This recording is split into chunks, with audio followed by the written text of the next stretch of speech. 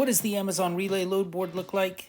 How do I book loads? And when I book those loads, how do I stay so local? These are the relay rates for Friday, January 19th. Let's get into those SoCal relay rates.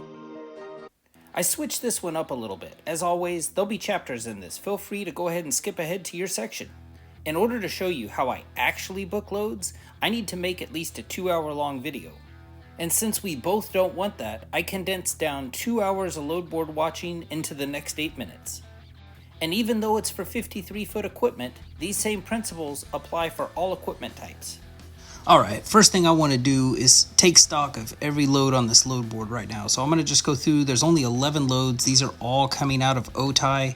This isn't my local load board, there's just so few loads on the board tonight. This is where I'm going to start at. So 11 loads, I want to take stock of these. So let's see, if I sort these by start date nearest. First one, San 5, 6 total stops ending at San 5. So they've got you going to San Bernardino, then to Denver, to SUT1 is probably Salt Lake. Yep, Salt Lake City, Utah. Then from there, Salt Lake City going over to Goodyear, and then Goodyear, Arizona coming back. So that's a big trip. $1.71 a mile, $4,000 payout.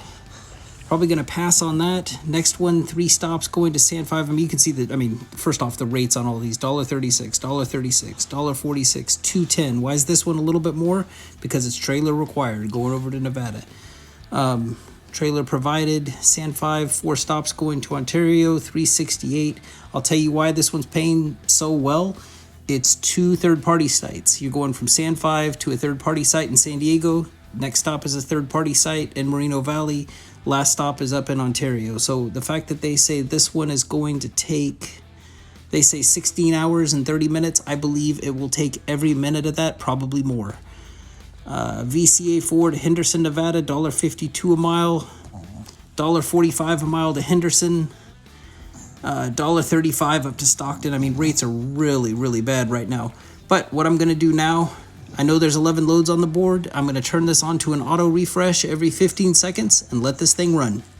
Alright, so what am I looking for? First things first, I'm going to keep an eye on this number. If this number goes down, that indicates to me that somebody has booked a load.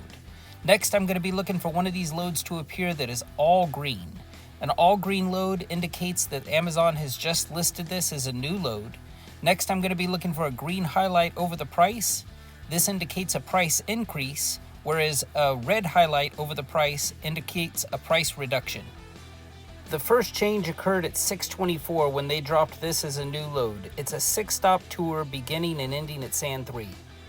They've got you starting in San Diego, heading out to Houston, Texas, up to Salt Lake City, back to Goodyear, Arizona, and then finally back to OTI. And for $1.52 a mile, I'm going to pass. Since I don't want this newly added load that I'm not interested in to distract me from future green loads, I'm going to resort my search by any of these criteria, making that green load now appear white. 3 minutes later, we got a 6 cent per mile increase on this top load, increasing the total payout by about $200. Just like before, I'm going to resort my search because I don't want any erroneous green catching my eye and preventing me seeing something I might want to see more.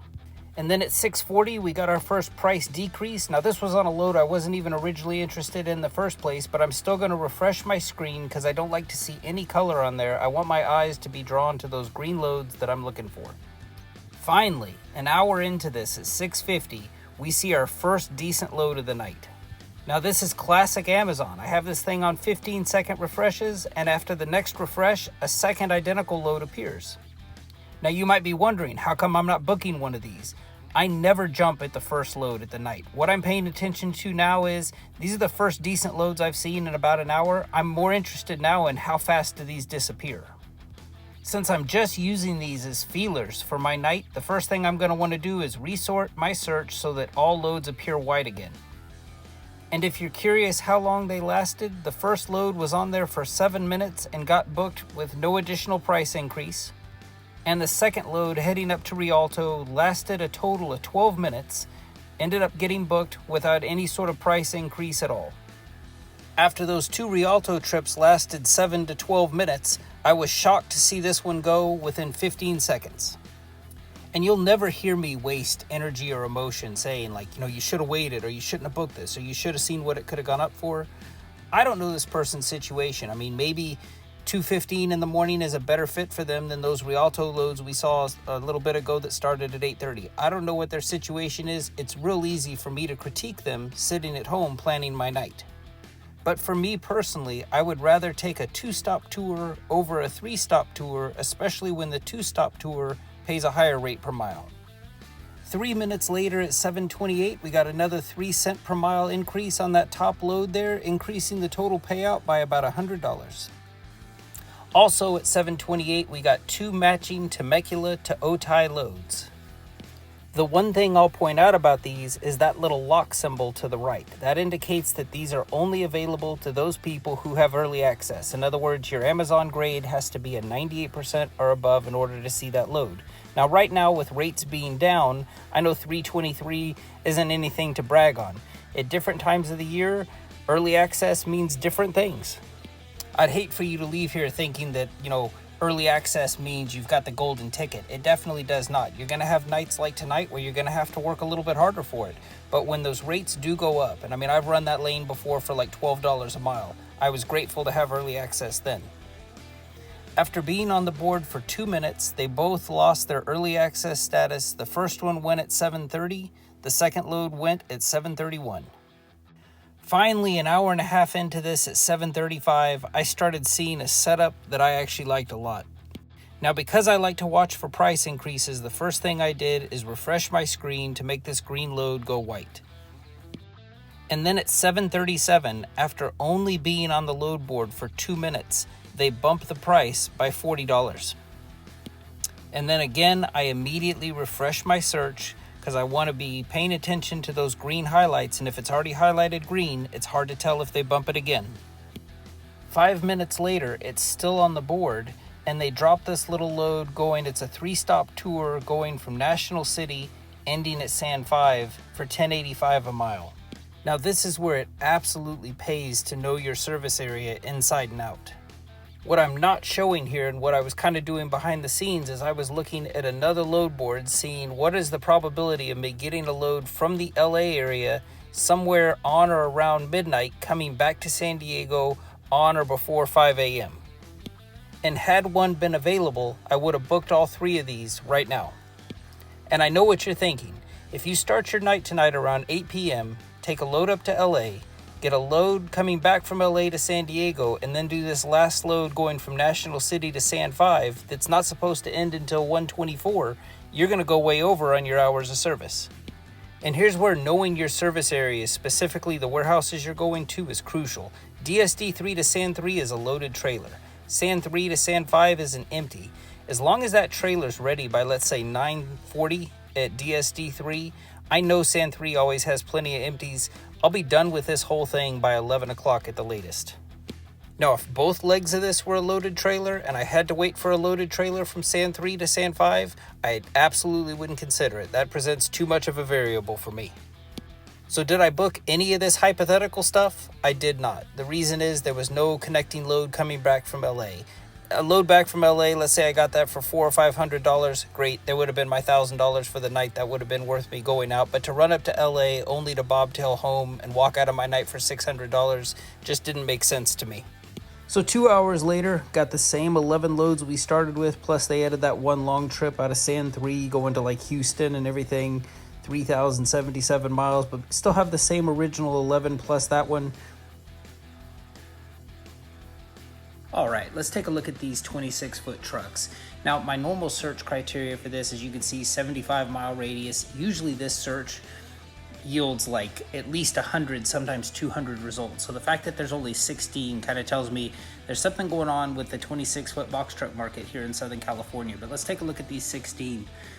One pick, one stop, San 3 to Buena Park, $217 a mile, leaving Saturday, January 20th.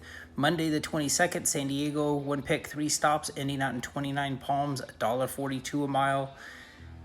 Monday, January 22nd, a little bit, let's see, that's a little bit later actually. It was 1:10 in the morning was the first one, 2:10 for this one, one pick, 3 stops, $1.37 a mile. Sand 3, 1 pick, 1 stop going to Highland, $1.89.